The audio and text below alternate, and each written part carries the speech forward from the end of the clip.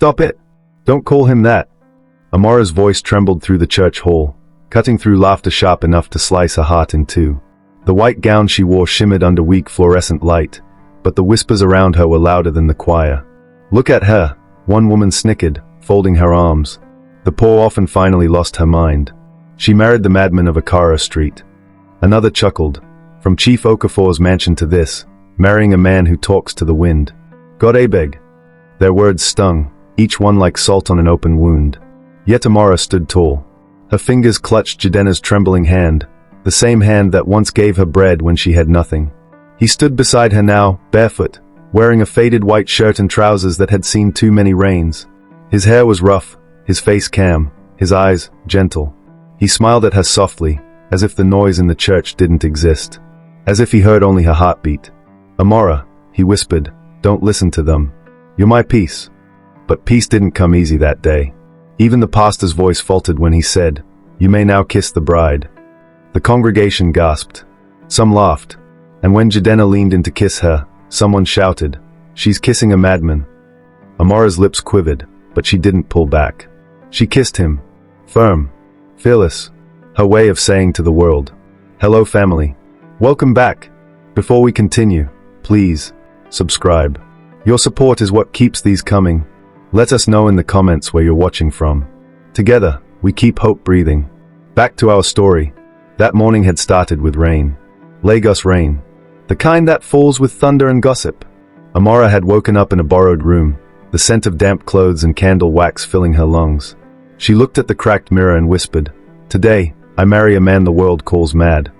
But before this day, before the tattered shirt and whispered insults, there was another life. She had been Amara Okafor, daughter of Chief Dominic Okafor, a man of wealth and reputation. Her mother, Grace Okafor, was a senior nurse, gentle, elegant, the kind of woman who healed strangers with her words before her medicine. Together, they built a life of comfort. Until one rainy evening on 3rd Mainland Bridge, metal met metal, glass shattered, and everything turned to silence. That night changed everything.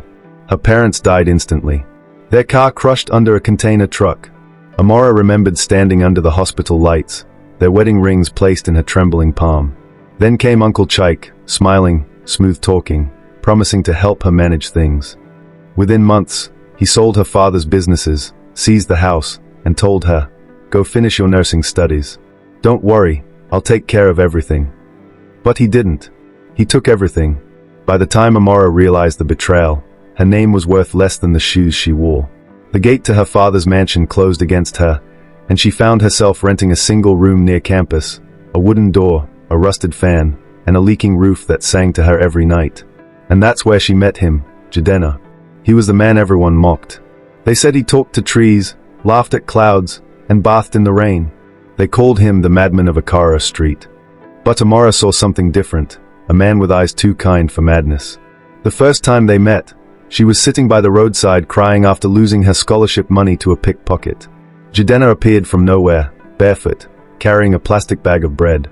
He broke one piece and held it out. You're hungry. Eat. Amara blinked through tears. I'm not taking bread from a madman. He only smiled. Then take it from a friend.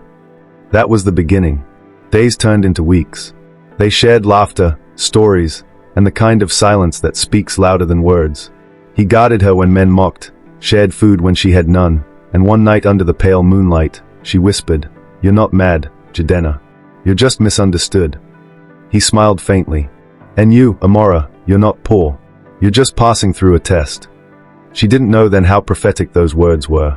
Now, standing in that small church, surrounded by laughter and disbelief, Amara understood something. Love was not a feeling, it was a decision.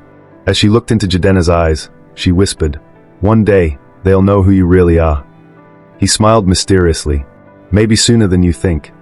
The choir sang softly in the background. The rain started again, tapping on the tin roof like applause from heaven.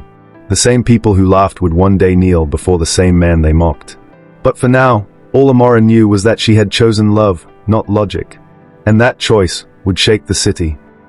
Get out of my office, you embarrassment. The words slammed into Amara's chest like a bullet. The bursar's voice echoed through the small university office, slicing through the humid afternoon air. Amara stood frozen, clutching her torn school file. Sir, please, just one more week. I'll find the money. He scoffed. We gave you 3 months already. You think nursing school runs on pity? If you can't pay, you can't stay. The students outside stared through the open window, some with pity, most with satisfaction. That's the girl who married the madman, one whispered.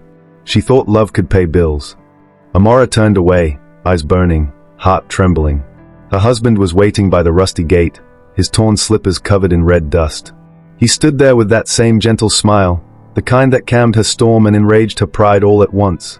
Amara, Jidenna said softly, don't cry. Tears don't move mountains. Faith does.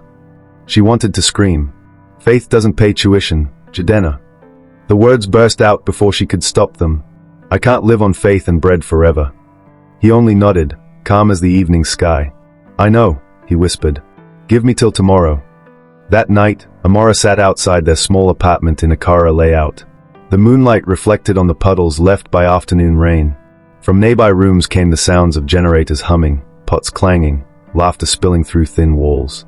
She hugged her knees and watched Jidenna sitting by the roadside, muttering softly to himself. A passerby pointed and laughed. There's your husband, the town lunatic. Does he talk to ghosts too? Amara said nothing. But deep inside, a battle raged. She loved him, but she was tired, tired of whispers, tired of hunger, tired of faith that never seemed to turn into food. Still, that night when she went inside, she found him kneeling by the bed, hands clasped in prayer. God, he whispered, she's stronger than she knows. Help me show her that tomorrow will be different. His voice broke something in her. She sat beside him, placed her hand on his shoulder, and whispered, if tomorrow brings nothing, we'll still stand. Together. He smiled. Tomorrow will bring more than nothing, my love. Morning came. The sun rose like hope breaking through sorrow. Amara woke to find Jidenna gone. Panic fled in her chest. She searched the street, asked the Okada riders, but no one had seen him. Hours passed. Afternoon rolled into evening. She sat on the curb, head in her hands, ready to believe he had finally run away. Then, she heard it. The familiar creak of his footsteps. She looked up. Jidenna stood before her, dusty, exhausted, but smiling. In his hand, a white envelope. He placed it gently in her palm. For your fees. Amara frowned, opening it slowly. Her eyes widened, bundles of fresh Naira notes, neatly arranged. Enough to pay her tuition in full. Jidenna, where did you get this? He smiled faintly. A friend owed me something. She stared at him. His shirt was torn, his feet bruised. You fought someone. He shook his head. No. Sometimes, when a man's been called mad long enough, people forget he once built things they now live in. She didn't understand. Not yet. But that night, as she counted the money again and again, she remembered how the security man at the gate had saluted Jidenna without laughing. How the Okada men had moved aside when he walked past, silent for once. Something about him didn't fit the madness. Something about his calm felt powerful, hidden. Days passed. Amara returned to school, her fees paid, her uniform crisp again. People still whispered, but she walked with new pride. She was not broken, she was becoming. Her grades improved, her confidence grew. Each evening, she came home to find Jidenna humming, drawing strange shapes on old newspapers, designs of buildings, bridges, machines. She once asked, why do you draw these things, Jidenna? He smiled. Because one day, I'll build them again. Again, she asked. He looked up, eyes glimmering like secrets. Yes, again. That night, as rain began to fall, Amara laid beside him in the darkness. Sometimes, she whispered, I wish people could see you the way I do. He turned to her, voice low, tender. They will. When the time is right. Lightning flashed outside, illuminating his face for a brief second, strong, regal, and strangely familiar, as if she'd seen it once on a billboard. Then darkness swallowed the room again. The wind outside howled. Somewhere deep inside her, a question formed that she was too afraid to ask. Who exactly was Jidenna Obiora? If you haven't subscribed yet, please join our growing family. Through our stories, we give voice to hope, hope for women, children, and dreamers everywhere. Drop your location in the comments. You matter here. Open this door. Amara, open this door now. Uncle Chike's voice thundered through the corridor like rolling drums of war. Amara froze. Her heart pounded so hard she could hear it in her ears. The small house in Achara layout trembled under the weight of his anger. Behind her, Jidena stood calmly by the window, his eyes focused, his voice steady. "Don't open it," he said softly. "That man brings storms." But it was too late. The door burst open with a violent kick. Chike stepped in, dressed in a fine agbada, his perfume heavy, his face full of mockery. Behind him stood two men in black suits, his bodyguards.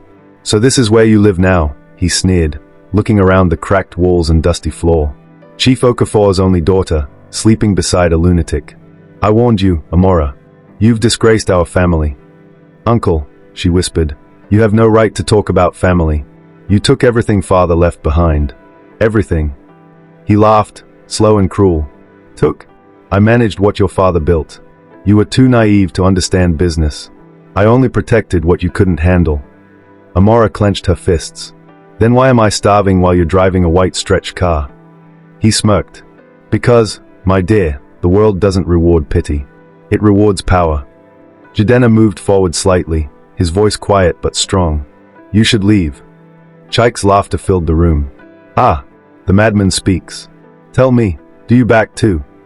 Jidena didn't flinch. He simply looked at him, calm, unreadable. For a moment, Chike faltered, as if something about that stare unsettled him. "Pack your things," Chike finally said, pointing at Amara. "You're coming with me. I can't let you rot here with this thing." "I'm not going anywhere." "You are," he said coldly, signaling his men. The men grabbed her arms. Amara struggled, screaming, "Let me go. Leave me." Jidena moved fast. He caught one guard's wrist mid-A, firm, controlled, and twisted. The man screamed. For a moment, everyone froze. The madman had just fought like a soldier. But Jidena let go. He didn't fight again. He just said, "Amara, remember what I told you. 2 days. Hold fast." Before she could reply, the guards dragged her away. Chike's mansion glowed like a golden prison in the night. Imported marble floors. Giant chandeliers. Guards by every door. He locked Amara in a storeroom, dark, cold, with only a single bulb flickering weakly. "Maybe a few nights in darkness will remind you who holds the power," he said. "In the morning, you'll sign the documents transferring all your father's remaining shares to me." Then he left, his laughter echoing down the hall. Amara sat on the floor, tears rolling down her cheeks. Hunger gnawed at her stomach. Her body shook, but her mind refused to break. She looked up at the bulb and whispered, "God, I've lost everything. But don't let me lose faith." Hours passed. Then she noticed something, a small folded paper under the loose brick near her foot. She pulled it out, hands trembling. A note. Jidena's handwriting. "Hold fast. 2 days. Don't sign anything. Trust me." Her tears turned into laughter. Somehow, even here, he had reached her. She pressed the note to her chest. 2 days, she whispered. 2 days. The next morning, Chike came back, his smile wide, a gold watch flashing on his wrist. "You look tired. Sign the papers, Amara. There's no point fighting destiny." "I'm not signing," she said quietly. His smile vanished. "Then you'll starve." She met his eyes, unshaken. "I've already starved before. What else can you take from me?" He slammed the door and left her in darkness again. That night, thunder cracked outside. She sat by the wall, whispering Jidena's name like a prayer. He said 2 days. Just 2. Outside, the guards whispered too. "I heard something," one said. "Shush. You think ghosts walk here." But it wasn't ghosts. It was engines. Loud ones. A convoy of black SUVs and white stretch cars rolled into the compound. The sound of boots echoed on wet marble.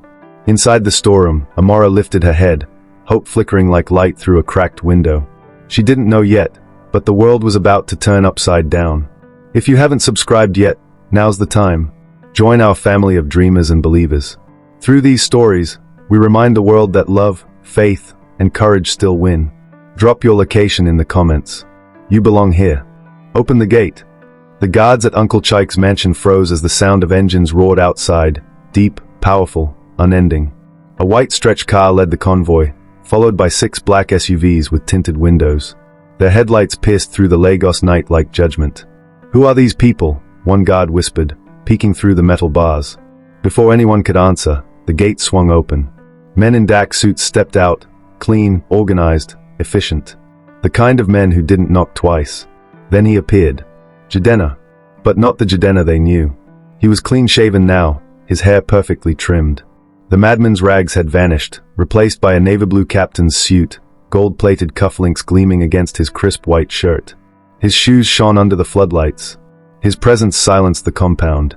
Every whisper, every mockery that had once followed his name died that moment. Uncle Chike stumbled out of the mansion, still in his silk robe, confusion twisting his face. What is going on here? Who dares storm my house at this hour? Jidenna walked slowly toward him, his calmness more terrifying than anger. Good evening, Chief Chike. His voice was deep, smooth, controlled. I believe you have something that doesn't belong to you. Who are you? Chike demanded, though his voice trembled. Jidenna smiled faintly. You used to call me madman. But tonight, you'll call me Jidenna Obiora, CEO of Obiora Holdings. Gasps filled the air. Even the guards took a step back. Chike's mouth hung open. Obiora Holdings? That's impossible. You live in the streets. Jidenna's eyes hardened. I rived among the poor to find someone pure. Someone who could love without seeing gold. The world is full of people who smile at wealth but spit at weakness. He turned to his men. Bring her out. 2 guards led Amara out from the storeroom. Her dress was torn, her face pale, but her eyes, her eyes still burned with fire. When she saw him, she stopped. Her breath caught in her throat. Jidenna, she whispered. He smiled gently. I told you, my love, 2 days. Tears filled her eyes. You're not mad. He stepped closer, holding her hands. No, Amara. I was never mad. Just disguised. I wanted to know who could love me for my soul, not my status. And you did. The onlookers watched in stunned silence. The madman they had mocked was now the man commanding respect from men twice their power. Chike tried to speak, but words failed him. I didn't know. Jidenna turned to him. You didn't care to know. You stole from a dead man's daughter. You mocked a grieving orphan. But today, justice has come. He snapped his fingers. One of his men handed Chike a brown folder. Those are the documents returning every asset you stole, her father's businesses, the Okafor estate, and all associated accounts. Signed, sealed, witnessed. Chike's hands shook as he opened the folder. This is impossible. Nothing is impossible when truth walks into the room, Jidenna said quietly. He turned to Amara. You have your father's empire back, my queen. Her tears spilled freely now. How can I ever thank you? He smiled. You already did. You believed in me when no one else would. The night air felt charged, electric. Neighbors gathered by the gate, whispering in disbelief. N.A. lie. That madman N.A. billionaire. Yes, billionaire we test love like exam. Chike fell to his knees, shame carving lines into his proud face. Please, forgive me. I was blinded by greed. Jidenna looked at him, his expression unreadable. Forgiveness isn't mine to give. It belongs to the one you hurt. He glanced at Amara.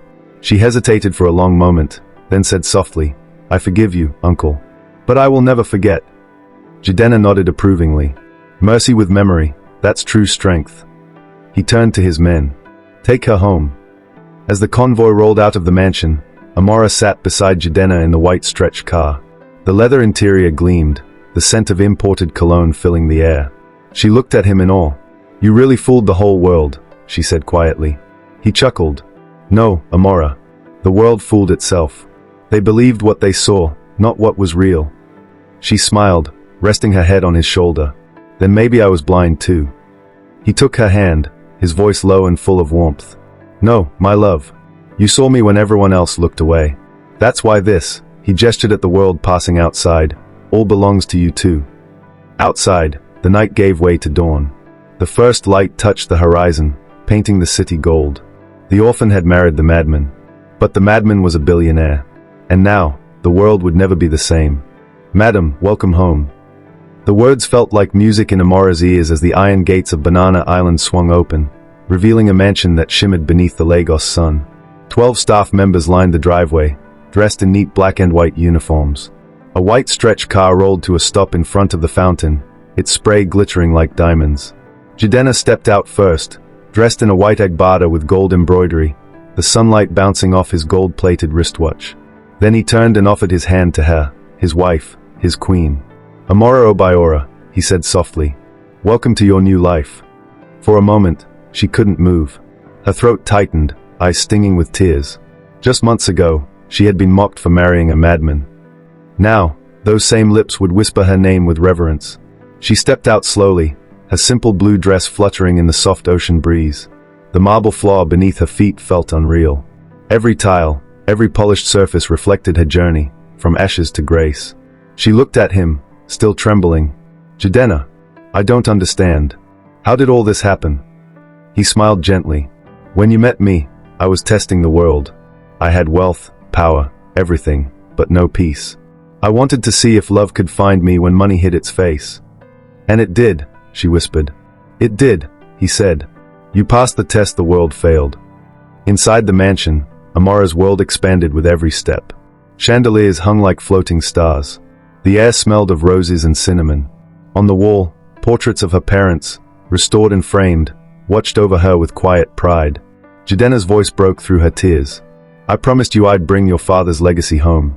Every business, every land, every dream, restored in your name. She turned to him, eyes wet. And Uncle Chike? Jidenna's smile faded, replaced by calm steel. His facing investigation. What he took illegally, the law will reclaim.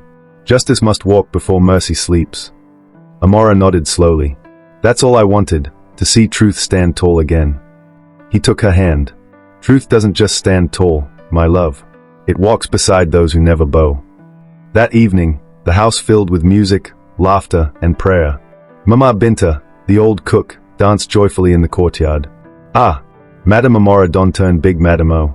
From orphan to owner. Everyone laughed. Even Amara, who couldn't stop smiling. Later, when the sun dipped low, painting the sky in orange and gold, Amara stood on the balcony overlooking the city. Jidenna joined her, a glass of juice in his hand. You see that skyline, he said softly. Those buildings, they were once drawings in my notebook. You believed I could build them again. She leaned against him. And you did. No, he whispered, we did. Below them, the city lights flickered like fireflies. From this height, the world felt small, but her hat, vast. Weeks passed. The boutique Amara reopened in her mother's name became the talk of Lagos. Women came from far and wide to hear her story, the orphan who married the madman and became a queen. At charity events, she spoke with grace and fire. If you ever lose everything, she would say, remember, you're not finished. You're being refined. Her words inspired others, from street girls to city women in pearls. Each time she spoke, Jidenna watched from the sidelines, pride glowing in his eyes. They worked side by side, she leading the Okafor Foundation for widows and orphans, he mentoring young engineers from poor backgrounds. Together, they built something greater than wealth, a legacy of hope. One quiet evening, as the city lights flickered below, Amara rested her head on Jidenna's chest. Do you ever regret it?